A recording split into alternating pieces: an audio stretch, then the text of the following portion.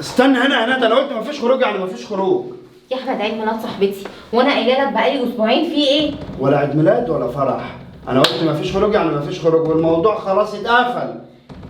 ليه ان شاء الله اتقفل؟ نسيت. هي مامتك لسه قافله معاك من شويه، هي اللي قالت لك انه مفيش خروج صح؟ احنا عندنا اصلا مشوار ولازم نروحه. مشوار ايه بقى؟ خالي جاي من البلد ولازم نروح نقابله اول ما يجي ونسلم عليه. خالك اللي بيجي كل يومين ثلاثه؟ لازم انا اروح اسلم عليه؟ عادي. طيب عقبال ما اروح العيد ميلاد وعيد صاحبتي تكون انت جيت خدتني ونروح نشوف خالك. استنى هنا، انسي. مفيش خروج اصلا من البيت غير واحنا رايحين على خالي. هو انا ايه هقضيها مشاوير اجي اجيبك من عند صاحبتك وبعد كده نروح لخالك؟ في ايه؟ ما هو مش لوجيك يا احمد، يعني ان مامتك كل شويه تقول مراتك تروح فين ومراتك ما تروحش فين. انا اتخنقت من العيشه دي. ندى انت مالك بتتكلمي على امك كده ليه؟ مامتك المتحكمه في حياتنا، مش معقول كده. مالكيش دعوه، انت تسمعي الكلام وبس وتكلمي عليها كويس يا ندى. مش هقول لك تاني. وادخلي جوه بقى كده غيري شوفي لك اي مصلحه اعملها في البيت لحد ما نيجي نروح لخالي. بجد زهقت من العيشه دي بجد. اكلم بامي اشوفها. الو يا امي عامله ايه؟ لا اطمني ما خليتهاش تخرج. هي تقدر تكسر كلمه ولا ايه؟ ايوه طبعا. بس معلش يا ام انا عندي سؤال كده. هو انت عرفت ان هي خارجه رايحه عيد ميلاد صاحبتها منين؟ شفتيها بتشتري هديه. تمام يا ام، على العموم ما تقلقيش، هي كده كده قاعده في البيت اهي. ماشي يا ست الكل، يلا سلام. سلام يا حبيب امك. ايوه كده، امال ايه؟ قال تروح لصاحبتها قال وهدايا ومش هدايا. لا، كلمتي لازم تمشي. برافو يا احمد، ربنا يخليك ليا وتسمع كلامي دايما. ازاي احمد ما يوافقش في اخر لحظه كده؟ يعني دي مش حاجه طبيعيه يعني. ده كان لسه وانا بلبس كان لسه موافق، حتى اداني فلوس وقال لي جيبي لصاحبتك هديه وانتي رايحه. لا ما هو من بعد ما قفل مع مامته. ما انا مش معقول مامته هتفضل متدخله في حياتي كده كاني متجوزه مامته مش متجوزاه هو. ده مش طبيعي. لا انا لازم انا الحياه ديت والاسلوب دوت انا مش عاجبني. لازم انا اوضح حل مع احمد من دلوقتي. مش معقول مامته هتتدخل في حياتي قوي كده. يا احمد. نعم يا ندى. يا احمد ممكن اتكلم معاك بس دقيقتين؟ في ايه يا ندى؟ هتتكلمي في ايه؟ يا احمد بص، صاحبتي ديت جابت لي هديه في عيد جوازنا، وجابت هديه في عيد ميلادي، وجابت هديه حتى في عيد ميلادك. واول ما بحتاجها وبيكون عندنا عزومه ولا حاجه بتيجي من صباحات ربنا وما بترضاش تمشي الا لما بتروق معايا البيت وتنضفه معايا وبتقف جنبي في الوحشه قبل الحلوه. فليه يعني تكسفني قدامها؟ يعني ما عملتش معاها اي واجب خالص وبتقف معايا دايما. وحتى في جوازتي وقفت معايا ال3 ايام. يعني مش معقول يعني. عندك حق يا ندى، احنا كده يبقى شكلنا وحش وهي في وشنا كل شويه. هتقولي ايه؟ بقول لك يا ندى هتروحي بس بشرط نص ساعه وهتتاخري. والله ما هتاخر. انا امي لو عرفت هتخرب الدنيا، هتطين عشت وعشتك. ان شاء الله مش هتعرف. انجزي. حاضر. يلا هدخل اجيب شنطتي والهديه بسرعه. بسرعه. ربنا يستر ربنا يستر بقى والنص ساعه دي تعدي على خير. ايوه يا احمد ممكن اتكلم معاك بس كلمتين؟ خير يا ندى، في ايه؟ يا احمد صاحبتي ديت يا احمد اولا وقفت معايا يوم جوازي، ثانيا جابت لي هديه في عيد الجواز، وجابت لي هديه في عيد ميلادي، وحتى جابت لك هديه انت. ولما بيبقى عندنا عزومه ولا اي حاجه بتيجي تقف معايا من صباحيه ربنا. لا وكمان ما بترضاش تمشي الا لما تساعدني في عمايل البيت. فيعني يرضيك ابقى مكسوفه قدامها وما اروحش حتى اديها هديتها؟ يعني شكلي هيبقى وحش قوي. عندك حق يا ندى، وهي في وشنا كل شويه. اما تشوفنا ولا هتقول علينا ايه؟ بقول لك ايه؟ انت هتروحي بس اعملي حسابك هي نص ساعه بس. اوعى تتاخر عن نص ساعه. ماشي مش هتاخر والله. يعني انت موافق ادخل اجيب شنطتي والهديه؟ نص ساعه يا ندى. حاضر يا احمد نص ساعه مش هتاخر. هدخل اجيب الشنطه بسرعه. ربنا يستر بقى وامي ما تعرفش. ده انا امي لو عرفت هتسود عيشتي. ادينا بقى هستنى اما النص ساعة دي تخلص. اروح قبل ما احمد يغير رايه. الحمد لله يا رب ان هو وافق. ايوه احمد اهدى ان شاء الله. مالك يا ولد بلاش هدومك كده ليه؟ مفيش، نورت يا امي بس ما قلتيش انك جايه يعني. اقول لك ليه هستأذن؟ لا يعني كنت حضرت لك لقمه. وسع كده وسع. حماتي ازيك عامله ايه؟ احمد انا مش هتاخر بقى زي ما انت قلت. استنى خدي تعالي هنا، انت رايحه فين؟ واضح ان كلامي بيتسمع. هو انت قلت من شويه روحي وما تتاخريش وهو كلها نص ساعه وهاجي على طول. استني يا بنت اقف هنا، انا قلت حاجه؟ انت جننت ولا ايه؟ انت عايزه تخرجي من البيت؟ مش انت اللي قلت يا احمد وانا جبت حاجه من عندي؟ هو انا قلت حاجه؟ ده انا لسه متفاجئ دلوقتي. يعني انا لو كنت نايم كنت هتخرجي من ورايا ندى؟ نايم؟ ايوه وسع لي كده. استني يا ام عشان خالي جاي وقلت لك ان احنا هنروح نزوره. لكن انت بتتبلي عليه وعايزه تخرجي من وراه كمان. بتبلع عليه ايه يا طنط؟ ده احمد لسه قايل لي روح. ما قدامك اهو بقول لك لا انا ما قلتش. مد ايد عليكي بطلي كدب، انا قلت لك حاجه؟ انا مش فاهمه حاجه. احمد انت بتهزر صح؟ لا ما بهزرش، بتكلم بجد. ويلا غوري بقى على جوه، غيري هدومك واعملي حاجه لامي تاكلها او تشربها. لا ده البجاحه واخده حقها معاك للاخر. سيبيها، هي لازم تتعلم الادب يا امي وانا اللي اعلمها الادب. يلا مفيش خروج، يلا عشان لو خرجت معاك في البيت مش هترجعي.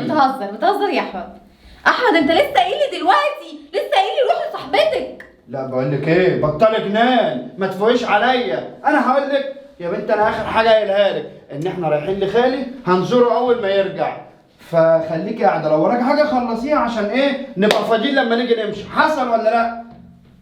يلا يا بنت، يلا يا بنت، يلا. لا دي بجحه يا ام البنت، دي بجحه. لو فضلت قدامي شويه انا همد ايدي عليها. يلا غور على جوه. ما خلاص يا حبيبتي قصري وادخلي. الله تعالى يا حبيبي. اعملي غيري هدومك دي واعملي حاجه لامي تاكلها وتشربها. يلا تعالي يا ام، اقعدي يا ست الكل.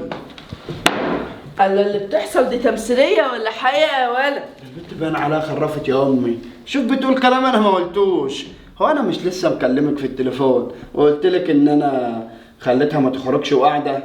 ايوه صحيح. هي الظاهر كان عايزه تحطني قدام الامر الواقع وتعمل شويتين كده عشان تصعب عليا. بس على مين؟ ده انا اديها على دماغها. لا يا حبيبي احنا مش بتوع الكلام ده. لازم تكون مسيطر. عيب عليك يا ست الكل، تربيتك. أيوة امال ايه؟ طبعا يا حبيبي. انت يا زفته يا ندى خلاصي. لا ده انا كده اتاكدت. ده شككني في نفسي. ده هو لسه من شويه كان بيقول لي روحي يا ندى وما تتاخريش، واول ما قابل مامته على الباب قال لي انت هتروحي فين وشخط ونطر. يبقى مامته هي اللي ماشيه كلامها. اصل انا مش متجوزه، هو متجوزه مامته عشان تمشي كلامها عليا وتقول لي روحي فين وتعالي منين، وفي الاخر يزعق لي انا قدام مامته ويعاملني المعامله القذره دي. انا مش هقدر استحمل اكتر من كده. لا بجد زهقت وتعبت. كل حاجه امه بتتدخل في كل حياتي. يا ندى انت يا زفت ندى. هو انا مش بنادي؟ عايزه ايه يا احمد؟ هو ايه اللي عايز ايه؟ انت اتجننتي؟ انت عايزه تحرجيني قدام امي وعايزه تبين لها ان انا ماليش كلمه ومش مسيطر في البيت ولا ايه؟ ما انت يا احمد بتسمع كلام امك وانا العيشه دي ما تلزمنيش. نعم. انا مش مامتك، مش متجوزه مامتك يعني علشان تحكم عليا اقعد واروح واجي. انت اتجننت يا بنت؟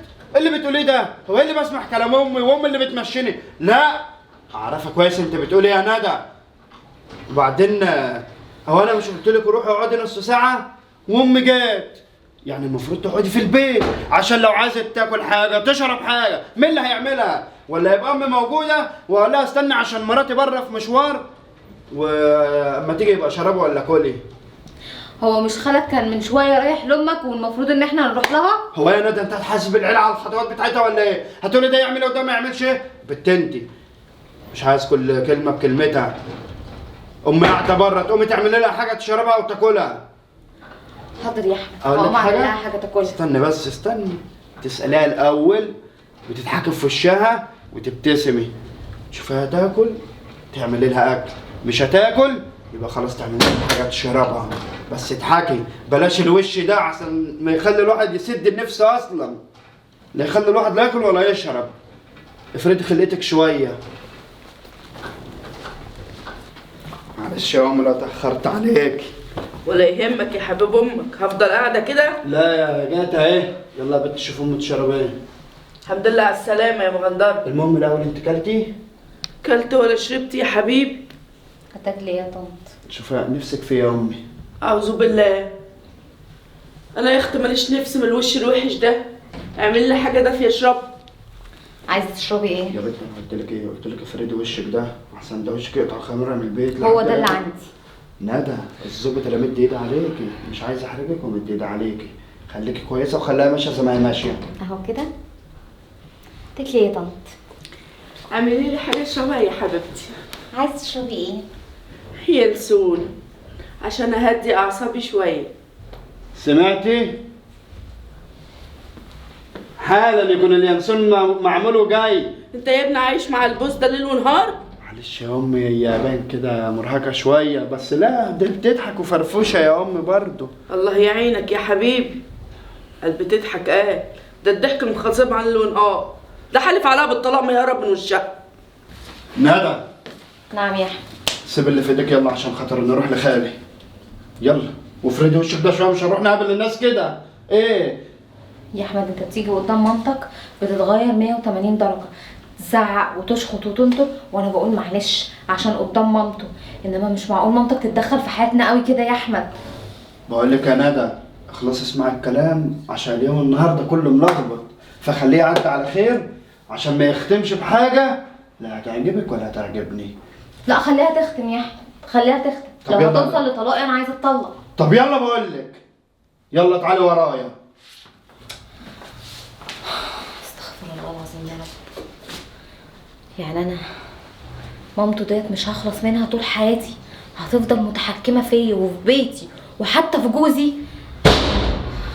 يلا يا ولاد بسرعه. أيوة الله يا أمي، يلا. يلا عشان نروح لخالد. ايه ده؟ استنى اختك بتتكلم. الو. ايوه حبيبتي. مالك في ايه؟ طب اهدي بس اهدي. احنا جاي لك حال. ايوه اخوك معايا. يلا يلا في يا امي. يلا. مش عارفه اختك بتعيط ليه. يلا يا بنت. يلا يا نادي يلا بسرعه. في ايه يا حبيبتي؟ مالك يا شيماء يا اختي؟ ايه اللي حصل؟ الحقوني، في ايه؟ جوزي هيطلقني، خربت بيتي يا امي. خربت بيتك؟ ايوه خربت بيتي. والله. كل شويه تقولي لي ما تسمعيش كلام جوزك، اخرجي زي ما انت عايزه، اعملي اللي انت عايزاه، روحي مطرح ما تروحي. اديني سمعت كلامك اهو وطلعت من غير ما استاذنه، وهو في الاخر هيطلقني. هو يستجري يطلقك؟ لا هو لعب عيال ولا ايه؟ ما يستجرش يقولها طبعا. لا هو قالها لي وقال لي ان انت عشان ما بتسمعيش الكلام انا هطلقك. خلتيني كل شويه اسمع كلامك، سيطري عليه، خليه خدم في صباعك، ما تخلوش يبص شمال ولا يمين، ان قال لك كلمه ولا بم اديله على دماغه. قبلت بكل نصايحك، ارتحتي كده، وفي النهايه هاجي اقعد لك في البيت. هو ده اللي انت عايزاه يا امي؟ ايوه طبعا، ما يمشيش كلامه عليك. هو انت ان شاء الله مالكيش اهل؟ لا يا حبيبتي، انت تمشي كلامك 24 ساعه. يا امي مش كلام 24 ساعه، ادي النتيجه. وعشان هي ليها اهل يقفوا معاها وفي ظهرها فهي اللي تمشي كلامها، انما انا علشان يتيمه تعملوا فيا كده، تبهدلوني وتمرمطوني وتيجوا عليا وتهزقيني وتشتميني وتضربيني واقول زي امي، وانت تسمع كلام مامتك تقولك ما تروحش ما تروحش، ما تجيش ما تجيش. بقيت حاسه ان مامتك متدخله في حياتي اكتر منك انت شخصيا. بقى الموضوع كده هي عشان بنتكوا ووراها اهل تعملوا معاها كده وعايزينها هي تسيطر على بيتها وتسيطر على جوزها وتمشي كلمتها، وانا اللي قاعده في بيتي بين 4 حيطان انت اللي متحكمه اذا كنت فيه او بره. وانت يا احمد مش موجود خالص في حياتي، اي حاجه لازم تستاذن مامتك قبلها، لازم تقول لمامتك قبلها. والله كويس انت ايه اللي انت دخلك في الحوار؟ هو انت هتجيبي نفسك ليه ولا ايه؟ كويس اني دخلت في الحوار، بس انا عندي الشارع ارحمني من ان انا اقعد في بيت كده هي المتحكمه فيه، ومع بنتها لا، بنتها لازم تفوز، بنتها لازم تتحكم. ما اعتبرتنيش بنتك ولا يوم ولا ساعه حتى من ساعه ما اتجوزت ابنك. هي دي الاصول والاخلاق، هي دي بتاخدوا بنات الناس حتى لو كنت يتيمه. ما انتوا بالنسبه لي اهلي، مش ناس غريبه عني، يعني المفروض ان انا بنتك برضه، والمفروض ان انا مراتك مش حد كده تبهدلوني وتمرمطوني وتمشوا كلامكم وحتى لو اعترضت بتشتموني وتبهدلوني، وفي الاخر تيجوا مع بنتكم وانا بنت 60 كلب يعني جايبيني من الشارع. والله متشكره. كترت في الكلام قوي. في ايه يا احمد؟ ما تسكتها. لا يا أم مش هسكتها. ايه؟ زي ما سمعتوا أظنك فيها بقى لحد كده. هو أنت مستنية لما تخرب عليا أنا كمان؟ مستنية لما تطلب الطلاق؟ ما هي خلاص بنتك وخربت عليها وجايه بتقول لك اهو هتتطلق. مش هيقدر يطلقها. ليه؟ ليه مش هيقدر؟ اخر واحده في الدنيا ولا خلاص ما فيش غيرها؟ لا سيبك من الوهم اللي انت فيه ده. الاسلوب بتاعك هو اللي وصلنا للي احنا فيه دلوقتي، ودايما كنا نسمع كلامك، ودايما كنت تمشي علينا، ودايما كنا نقول لك حاضر ونعم وبس، محدش يقدر لا يعارضك ولا يقول لك لا ولا اي حاجه خالص. لكن خلاص بقى كفايه. فوقي يا امي فوقي، دي حياتنا وعيشتنا. انت امنا على عيننا وعلى راسنا، تيجي عندنا على عيننا وعلى راسنا، اي حاجه امنا وتشتغل على الراس. لكن بالنسبه بقى لبيتي وخصوصياتي انا ومراتي ما ينفعش حد يعرفها ايا كان، حتى لا امي ولا اي حد. انت بقيت بتعلي صوتك عليا يا احمد. لا مش بعلي، عشان بصراحه كده انا فقت من موقف اختي اللي جايه لها وداخله عليا بتعيط ومنهاره وجوزها هيطلقها بسبب تصرفاتك واللي انت بتقوله لها وعايزاها تعمله مع جوزها. شفتي؟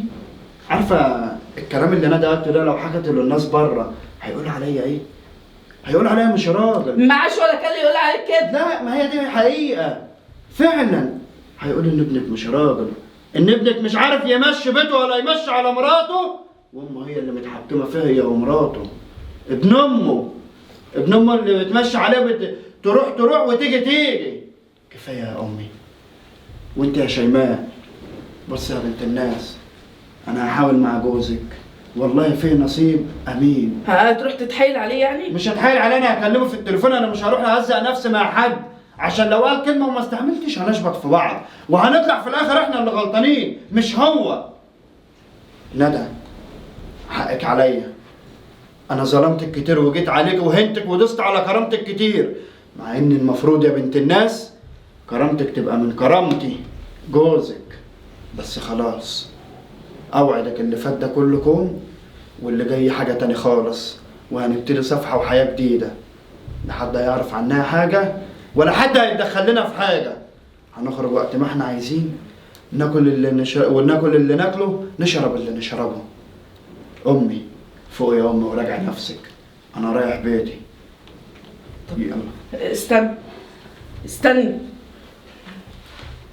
عالي، ما تطلعيش من بيتي وانتي زعلانه. حقك عليا. انا كنت مفكره ان انا كده جامده قوي وبمشي كلمتي على الكل، وان انا يعني مسيطره عشان ما تقدروش تستغنوا عني، لكن اللي بيحصل ده هيخليكم تبعدوا عني. لا ما تبعدوش عني. انا هصلح امورك مع جوزك حتى لو وصلت ان انا اعتذر له. وانت ما تسيبيش احمد بيحبك بجد وما يقدرش يستغنى عنك، وانت احسن واحده تصوني. سامحيني وحقك عليا، ما تزعليش مني واديني فرصه واحده بس، فرصه واحده، ولو ما لقيتنيش صلحت اللي انا غلطت فيه اعملي كل اللي انت عايزاه حتى لو مش هتدخليني بيتك. انا مسامحاكي وانت زي امي وحصل خير، وكويس بس ان احمد عرف انه ما ينفعش ان حد يتدخل في حياته. كان غيم على عين الواحد ما كانش واخد باله ولا عارف هو بيتصرف ازاي. يا ريت يا ام بقى تروحي تصلحي العلاقه بتاع بنتك وجوزها. حاضر. قبل ما توصل للطلاق فعلا. حاضر. وانا مروح. ماشي. ووديها عيد ميلاد صاحبتها، هو اللي انت حر عشان ما تقولش انا بتحكم. تاني يا ماما، ما انا بقول اهو. تاني يا ماما خليكي في حالك مفيش بقى يا حاجة؟ ماما. لا خلاص مش زعلانه. طب بعد اذنك. ربنا يهدي سرك يا شيماء. يلا يا احمد. يلا سلام يا ولاد. خليكي يا امي، انا اللي هروح اعتذر لجوزي. طب اجي معاكي اكلمه لا كلمتين؟ خليكي يا امي، انا اللي فهمت غلطي وهروح اعتذر له، وربنا يهديك يا امي. ماشي يا امي.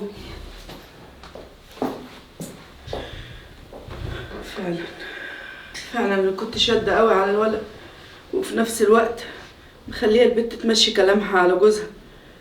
ما يرضيش ربنا، ما يرضيش ربنا اللي انا كنت بعمله ده. اللهم لك الحمد يا رب ان عيالي ما فلتوش من ايدي ولا كرهوني وسابوني لوحدي. الحمد لله. انا لازم اغير من نفسي.